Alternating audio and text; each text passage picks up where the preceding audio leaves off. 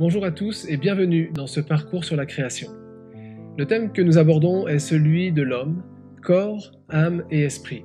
Un élément extrêmement important pour comprendre comment est-ce que Dieu parle à nos cœurs, mais aussi comment est-ce que la désobéissance, le péché d'Adam et Ève, mais aussi notre péché, produit des conséquences irrévocables dans notre vie.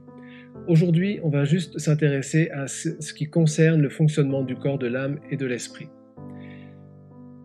Peut-être que tu as une montre connectée, ou au moins un smartphone, et si c'est le cas, et surtout si tu t'en sers pour te réveiller le matin, il y a 2 jours qui peuvent te faire peur dans l'année. C'est le jour où on avance d'une heure et celui où on recule d'une heure, changement d'heure d'été, d'hiver.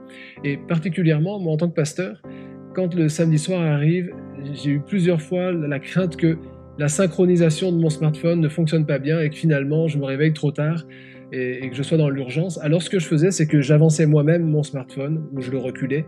Quand je le reculais, c'était peut-être moins grave, mais quand je l'avançais et que ça synchronisait quand même, je perdais 2 heures de sommeil. Parce qu'en réalité, mon smartphone était synchronisé avec l'extérieur, avec l'horloge, disons, internationale, universelle, et du coup, il y avait double changement horaire, par précaution.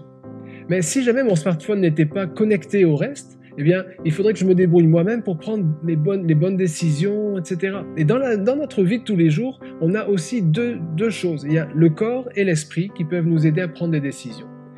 L'âme, ton âme, est au centre de toutes les décisions que tu prends.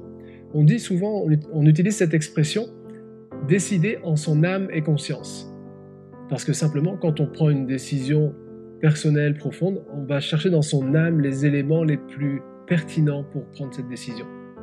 En réalité, l'âme ne prend pas ses décisions toute seule, elle les prend en fonction de ce qui l'entoure. C'est normal. Ce que tu vois va t'influencer. Ce que tu entends va t'influencer. Ce que tu lis va t'influencer. Peut-être quand tu touches un élément, ça va t'influencer pour choisir des supports, des choses. Ce que tu goûtes va t'influencer, bon, etc.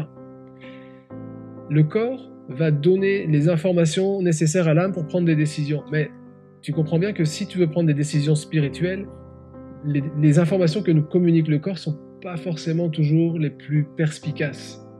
Alors Dieu a permis que lorsque tu es né de nouveau, ton esprit reprenne vie et notamment soit en communion avec l'Esprit de Dieu pour que les choses de Dieu viennent influencer ta vie. Ce qui fait que l'âme se retrouve coincée ou située entre le corps et l'esprit. Elle reçoit les signaux du corps, mais elle reçoit aussi, maintenant que tu es sauvé, les signaux de Dieu. Ben ça, c'est pas naturel pour notre âme. Alors quand tu es né de nouveau, tout à coup, tout ce flot d'amour, de paix, de bonheur, d'informations célestes qui sont venues ont touché, envahi ton cœur et ton âme a été tellement bien. Et puis après, tout s'est un peu rééquilibré, tu as réentendu les choses du corps et les choses de l'esprit, puis la vie chrétienne, c'est ça, c'est de faire la part des choses entre le monde matériel et le monde spirituel. Ton âme doit prendre des décisions. Quand tu étais hors de Christ, hors du salut, tu prenais des décisions charnelles en fonction de ce que ta chair te rapportait. Pas forcément toutes des mauvaises décisions, mais charnelles. Et quand tu es né de nouveau, tu as eu la possibilité de prendre des décisions spirituelles. C'est-à-dire que ton âme, là où siège ta volonté et tes émotions, ton âme était capable d'entendre la voix de l'esprit. Et elle l'est capable.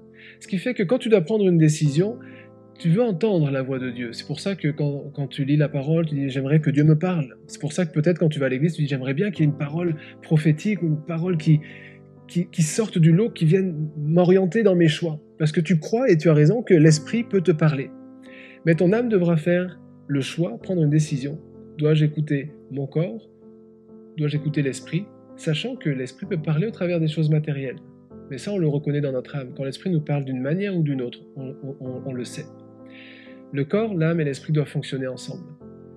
Si nous ne sommes que corps et âme, et que l'esprit est mort, comment prendre des décisions qui plaisent à Dieu? Mais lorsque l'esprit de Dieu est venu habiter en nous, ça change vraiment les choses. Je voudrais peut-être te donner ce verset qui clairement associe ces 3 notions, ces 3 éléments que je t'ai exposés là maintenant. C'est 1 Thessaloniciens 5, verset 23, où il est dit que le Dieu de paix vous sanctifie lui-même tout entier et que tout votre être, l'esprit, l'âme et le corps, soient conservés irréprochables lors de la venue de notre Seigneur Jésus-Christ. Voilà le défi pour nous.